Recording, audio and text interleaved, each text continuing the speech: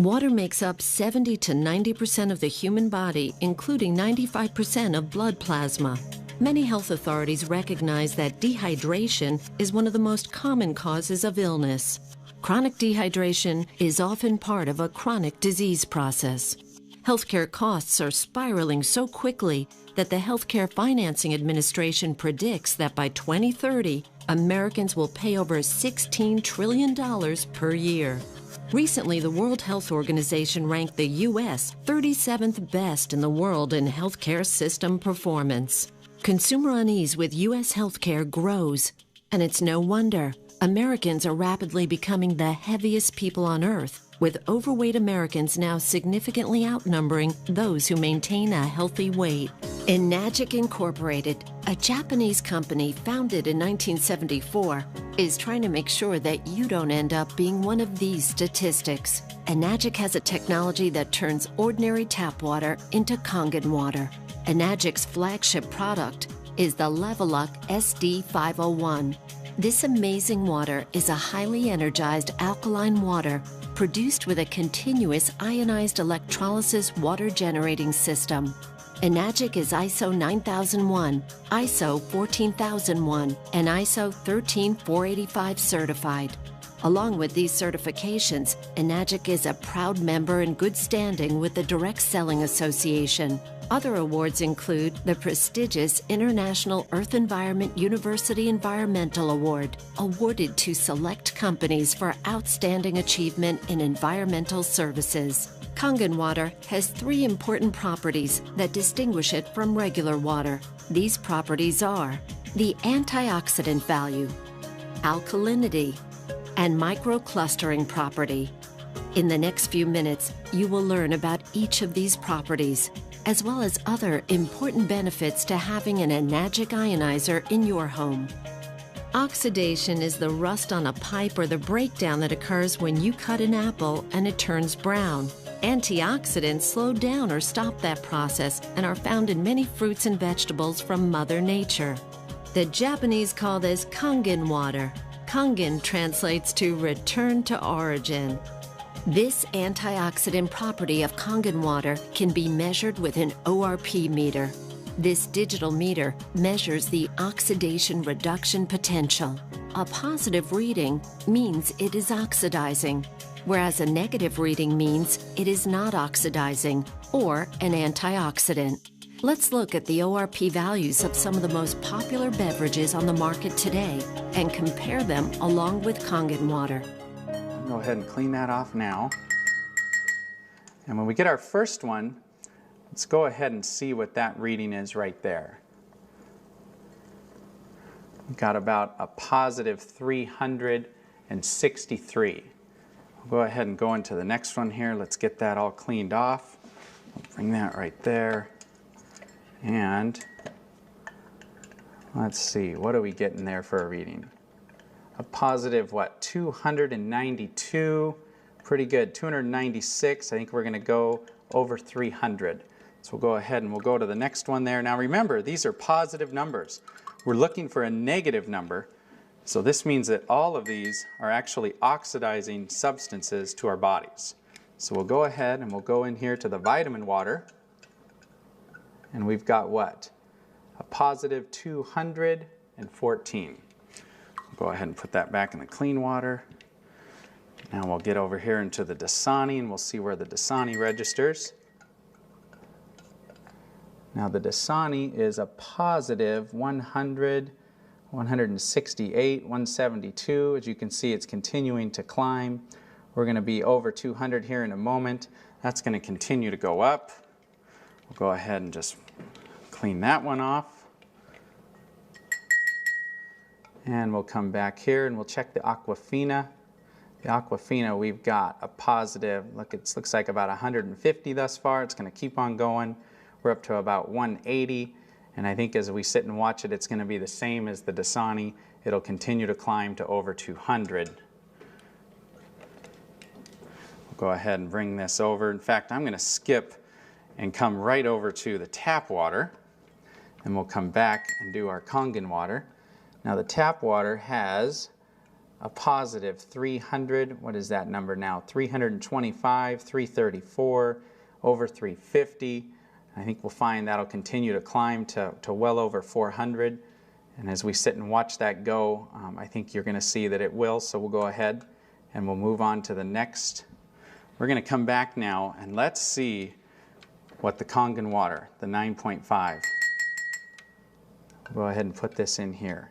Now what we're looking for here is a negative number, and I think you can see right now we are at a minus 349, minus 350. You know, we're riding right around the 349, 350. So minus 350, that is a huge change. Enagic ionizers producing Kangen water had the only beverage with a negative reading and the only one with a powerful antioxidant property. In its natural, healthy state, the human body is slightly alkaline. The majority of beverages being consumed today are acidic. To help yourself maintain alkalinity, you should drink less beverages that are acidic like soda and bottled water, and more beverages that are alkaline. Kangen water is your best choice. Let's look at the next property, the alkalinity. Let's go ahead and test the pH of each of these drinks. Now the pH is done where we use actually pH test drops. And these test drops are actually the same drops that you would use to test the pH in a pool. And we're just going to put 4 drops into each of these glasses. Now the pH scale ranges from 0 to 14. And what you want is you want to be on the high side. You want to be as high as you can get. You don't want to be on the low side. So we're going to go ahead here. We're going to stir these up. We're going to stir up this first one here, the Sprite.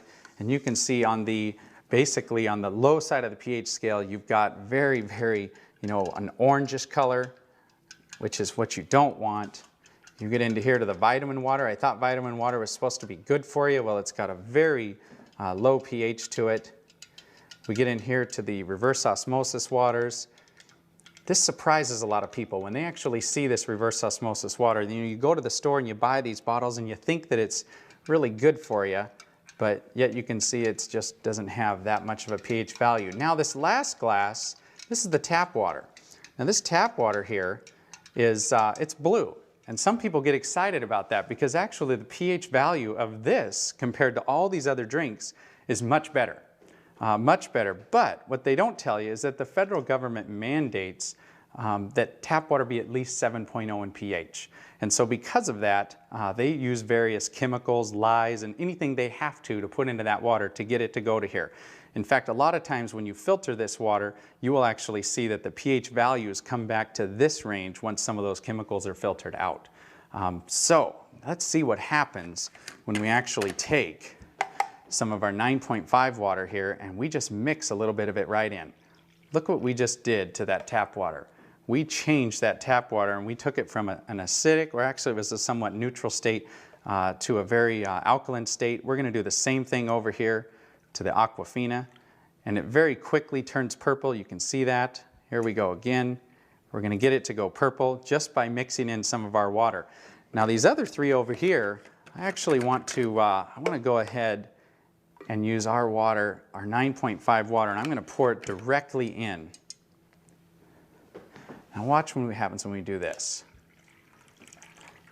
Isn't that amazing? We're not getting any color change at all. In fact, if I go over here, we're not going to get any color change in either of these drinks. They are so acidic that it's actually going to take anywhere from 25, 30 cups of our water, of 9.5 pH water, when we mix it into these other waters, or these other drinks, to actually get it to go neutral. In fact, I'm going to show you that because this is so potent. I mean, look at this soda here. This soda is so potent that if we just take a tiny bit and put it right into one of these cups, it immediately takes away the alkalinity of these. I mean, take a look at that. It is just, it's absolutely gone.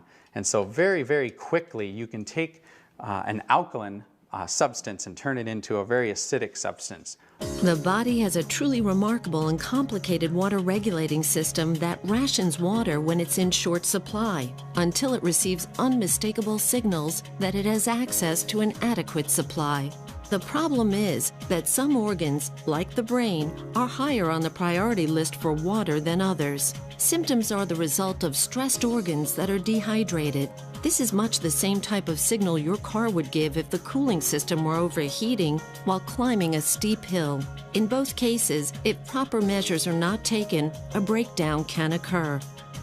When asked how much water they drink each day, most people answer, "Not enough." We know that we should drink more water, but most of us don't make it a high enough priority. In fact, many people are confused as to how much water a person is supposed to drink. Most doctors will tell you that we should drink 8 8-ounce glasses of water per day. But is it a one-size-fits-all answer? Common sense would indicate that a 250-pound person would need more water to maintain their 75% hydration level than a 125-pound person. And what about someone who is very physically active or someone who works in a hot climate versus a person that is sedentary and perhaps stays indoors the majority of the time? Researchers have discovered that the most consistent trait of long-lived clusters of healthy people on the planet is the water that they drink. In his book, The Water Puzzle and the Hexagonal Key, Mu Shixan, PhD and one of the foremost water authorities in the world, states, hexagonal water is energetically more powerful. It is the obvious biological choice. Kangen water has some of the same properties as hexagonal water. A regular water cluster does not absorb as quickly or as easily as a smaller Kangen water cluster. Kangen water is more readily absorbed by the body and allows for better hydration. This smaller cluster is also why Kangen water tastes so soft and silky.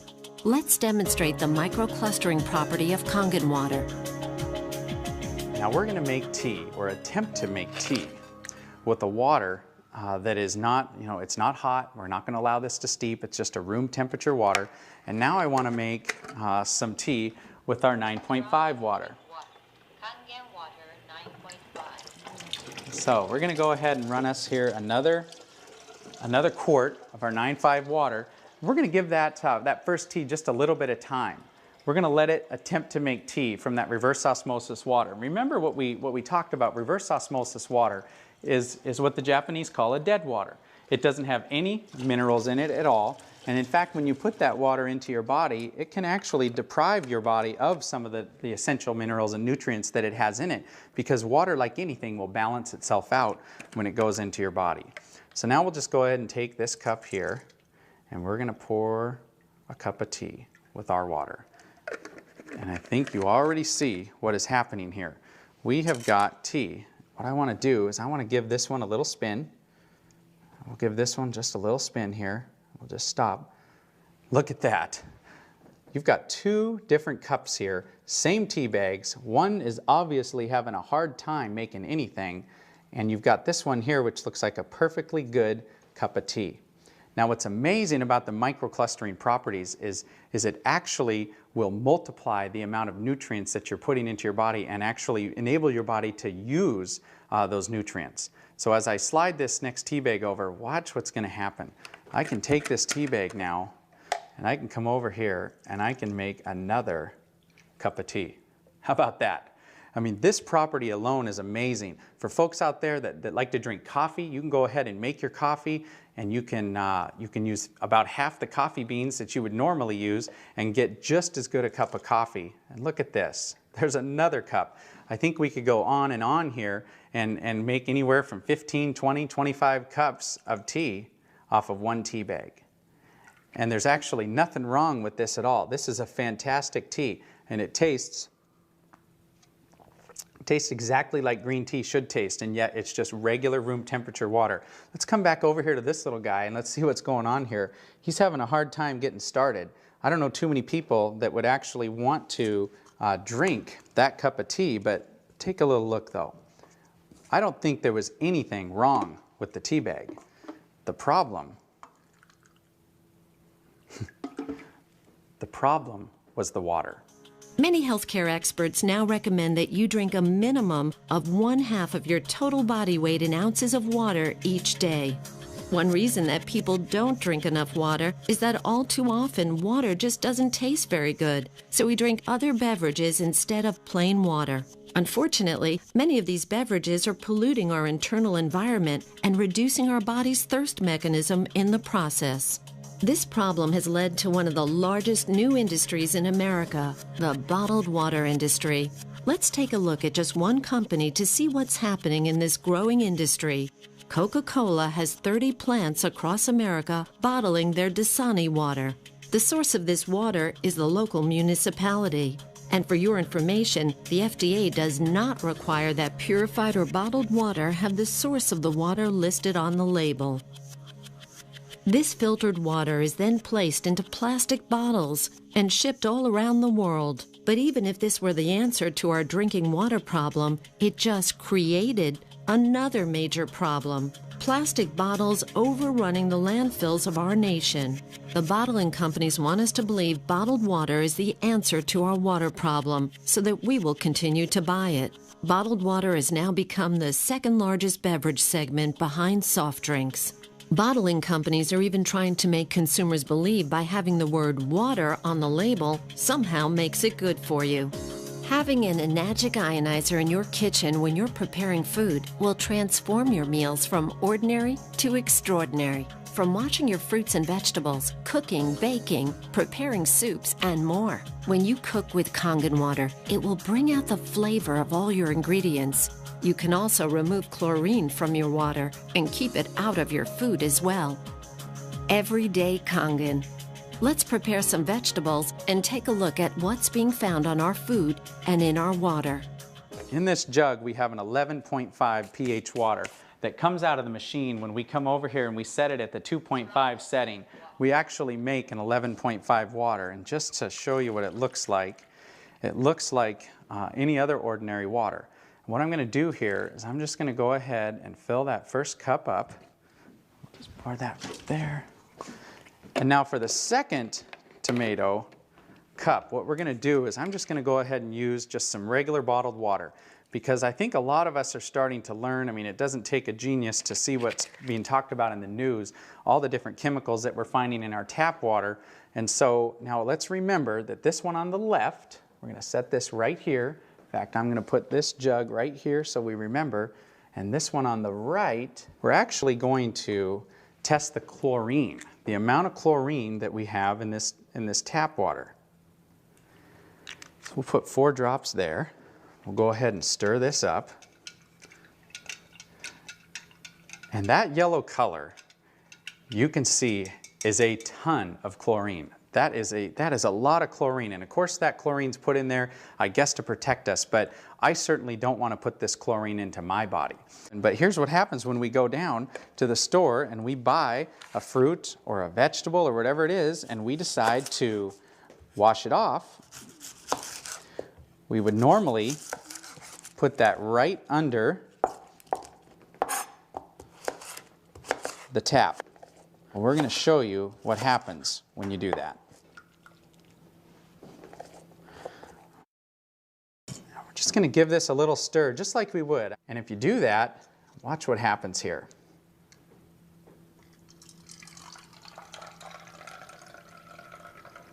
As we pour this out, take a look. What happened to that yellow chlorinated color? You know what happened. It's gone. The reason it's gone is it absorbed right into the onions, which now, of course, we're going to eat. I just put more chlorine drops in there to see how much chlorine's left in that water, and there's none. So let's go back now to these tomatoes and let's see what's happened. Get a couple more glasses here, and let's go ahead and take a little look here. This is what the Dasani. Reverse osmosis water is in a lot of homes. People have these filter systems that are built right in, and basically they do it because they think that that water is very, very good for you. Now, what did we wash off of these tomatoes with that water? I think you can tell it doesn't look like much. That looks like regular old clean water. And we'll come over here. Now let's see what we washed off of this first set of tomatoes. Look at that water. That yellow color right there represents the pollutants that we actually have that are on those tomatoes. Typically, you would actually eat these, and if you were to taste the difference between the two, you will not want to eat these tomatoes.